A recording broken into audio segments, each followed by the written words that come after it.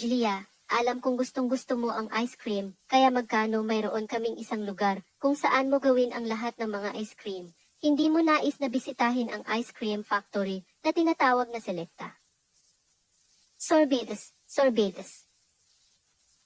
Una kami ay pagpunta sa may upang pumunta sa pamamagitan ng lahat ng mga yugto ng Selecta ice cream, okay?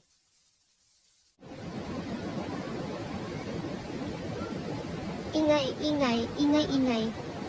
Julia, hindi ko nais na mapataog sa iyo. Ngunit hindi sa tingin ko maaari mong ilagay sa ingay taong sumisira ng loob dahil sinasabi nito ito ay ipinagbabawal. Excuse me, ano ang layunin ng iyong pagbisita? Dumating kami upang obserbahan kung paano gumagana ang proseso ng paggawa ng ice cream. Dinala ko ang aking kaibigan na si Julia. Naiinis siya dahil maraming malakas na ingay. Hindi ka ba makakakita ng ilang ingay muffler para sa Julia?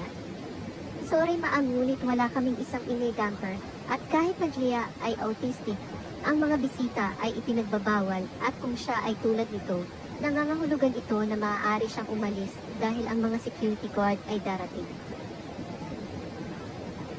Hindi mo magagawa ito sa amin. Hindi gusto ni Julia ang malakas na ingay at nais mong ilabas siya dito.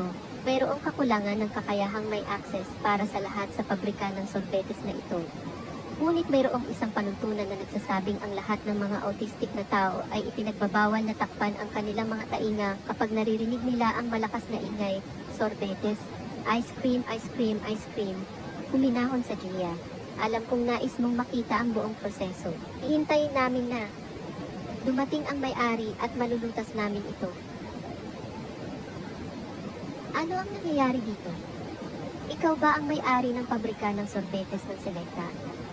Oo, ang aking sarili. Ano ang problema? Nais naming malaman ang buong proseso ng paggawa ng sorbetes.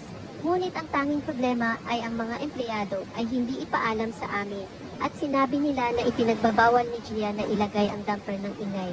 Alam mo, si Julia ay may autism at hindi gusto ang malakas na ingay. Maging patas at malinaw tayo, syempre maaaring pumasok si Julia. Kahit na naiiba siya ay may karapatan siya, maaaring pumasok si Julia. Ang bahay ay iyon. Boss, pinagsasama ang mga bagay na gumagana sa aming pabrika ng sorbetes. Hindi mo ba nais na pumili ng lasa para sa aming mga palauhin? Sa palagay ko alam ko na, ang paborito ko ay mula sa cookies at cream. Mahal ko ito. Napakalutong sa loob at alin ang magiging iyo, Julia. Ang lasa ni Julia, strawberry na may cream. Mabuti, kaya tingnan natin kung paano gumagana ang proseso ng paggawa ng sorbetes. Gumagana ito tulad nito.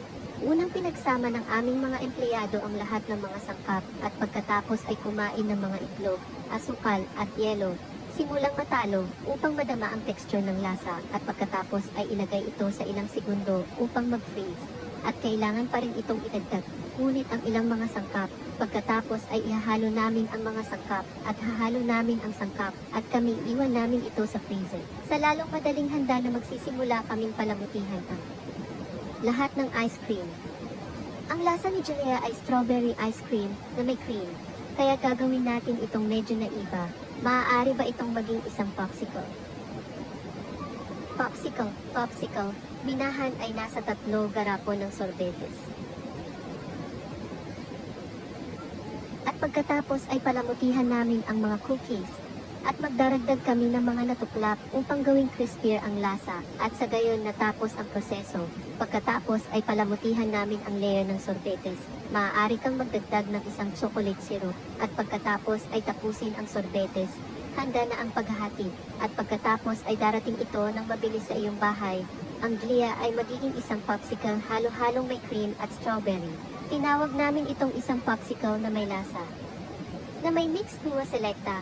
Para sa kakailanganin namin ang mga piraso ng strawberry, idaragdag namin ang pulbos na sorbetes, kaya ihahanda namin ang aming popsicle, pagdagdag ng ilang piraso ng chocolate.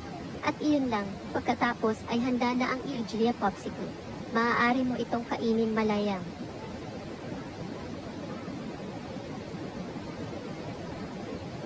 popsicle, masarap. Maaari mo bang bigyan ako ng isang piraso? Siyempre, maaari kong tikman ito sa aking bibig. Ang cream ay mas masarap kaysa sa strawberry cream dahil mas maasim ito kaysa doon. Nais mo bang bisitahin ang pabrika ng Selecta Ice Cream? Nagustuhan namin ito, bumalik sina Julia at Amanda. Siyempre, maaari kaming bumalik sa ibang mga oras. Gusto mo bang pumunta sa pabrika? Ang mixed flavored popsicle ay masarap. Mahal ko rin ito. Ngunit ngayon, kailangan kong dalhin ang garapo ng sorbetes sa aking bahay. Kaya pagdating ng tag-araw, lahat ay makakain ng sorbetes. Ice cream, sorbetes, mabuti. Ngunit ngayon, kailangan nating pumunta. Dahil halos oras ng tanghalian sa lalong madaling panahon at upang gawing mas masaya ang Sabado na ito, makakain ng sorbetes ang lahat at pagkatapos ay tumalon sa pool. Tumalon sa pool. Bye guys. Salamat sa pagpapakita sa amin. Bye. Ano ang pinakamagandang bahagi na nagustuhan mo tungkol sa pabrika ng Julia? Strawberry popsicle na may cream, ang aking paboritong bahagi kung paano nagtrabaho ang paghahanda ng sorbetes na sinamahan ng mga sangkap tulad ng mga itlog, asukal at yelo. Sa palagay ko, pagkatapos naming kumain ng napakaraming sorbetes, kailangan nating uminom ng tubig upang ang ating lalamunan ay hindi mahawahan. Uminom ng tubig. Kumain tayo ng pagkain at pagkatapos ng dessert kumuha kami ng pagkakataon na maglaro.